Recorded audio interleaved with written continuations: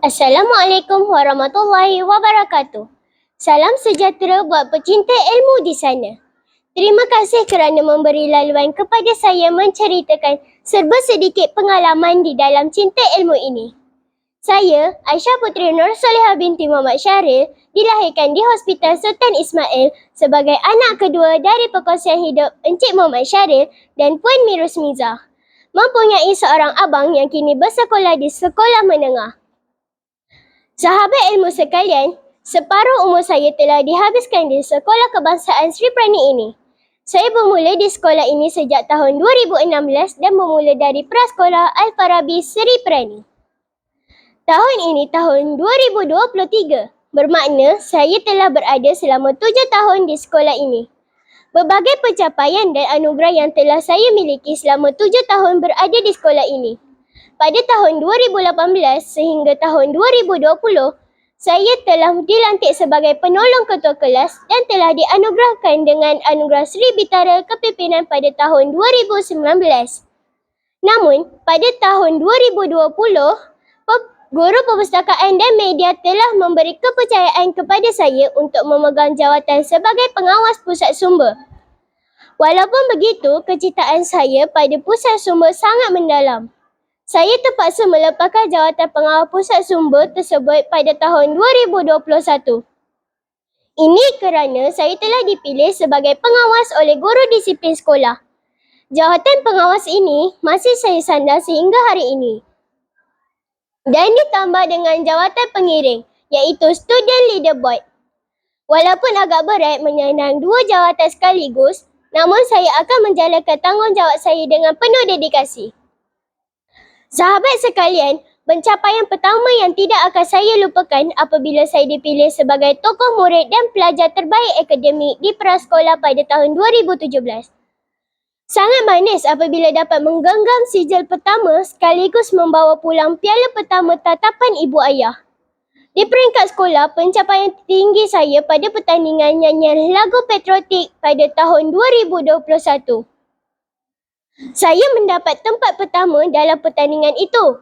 Selain membaca, saya juga minat bernyanyi. Saya cuba sedaya upaya melibatkan diri dalam apa jua pertandingan.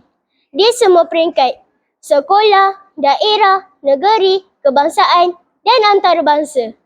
Saya juga telah menyertai kejohanan catur dalam peringkat daerah, disusuli pada Ogos 2022. Saya terlibat sebagai peserta Drone Ideo Challenge IR 4.0 di peringkat negeri. Manakala peringkat kebangsaan, saya telah mengikuti pertandingan mewarna dan melukis dan pencapaian terbesar antarabangsa apabila saya menerima sijil dari International Eco Virtual Run. Pada hari ini, saya akan mengulas buku yang bertajuk Cuti Sekolah. Buku ini mengandungi 5 bab dengan sebanyak 151 muka surat. Penulis buku ini ialah Fauzul Naim Ishak, manakala penerbit pula PTS Publishing House Sendirian Berhad.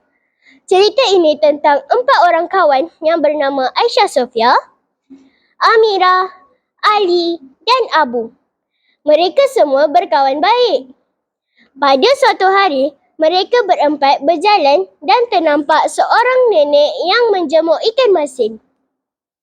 Selepas itu, Aisyah Sofia mengajak kawan-kawannya pergi ke rumah nenek itu untuk belajar cara-cara hendak membuat ikan masin. Selepas itu, mereka pun dapat belajar cara-cara untuk membuat ikan masin. Waktu itu, Abu membayangkan apabila dia menjadi tauke ikan masin. Pada waktu itu juga, Aisyah bertanya kepada Ali dan Abu, "Kamu tak mahu tolong?" Mereka menjawab, "Kami tolong lihat pun jadilah." Pada pendapat saya, kita perlu tolong-menolong untuk berjaya, bukan hanya mengharapkan bantuan dari orang lain sahaja.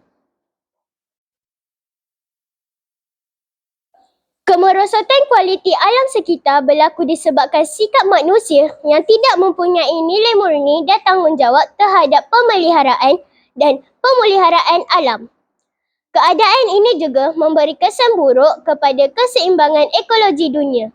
Seterusnya, saya ingin menyatakan pendapat tentang penjagaan alam sekitar yang perlu kita utamakan. Cara-cara untuk kita menjaga alam sekitar ialah dengan tidak membuang sampah merata-rata. Kita juga perlu menjaga alam sekitar supaya mendapat udara yang bersih bagi menjamin kehidupan yang sihat. Kita juga boleh semula bahan-bahan yang terpakai seperti kaca, kertas, tin, botol dan sebagainya. Kita juga perlu membuang barang-barang yang tidak digunakan di dalam tong yang disediakan. Tahukah kawan-kawan, terdapat 3 warna tong kita semula yang boleh disediakan untuk memudahkan kita membuang barang-barang yang terpakai. Tong biru untuk kertas, manakala tong jingga untuk plastik dan tong coklat untuk kaca.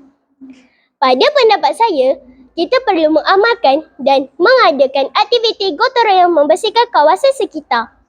Aktiviti gotong royong menunjukkan kesepakatan kita semua dalam menjaga kebersihan alam sekitar. Sekian, terima kasih.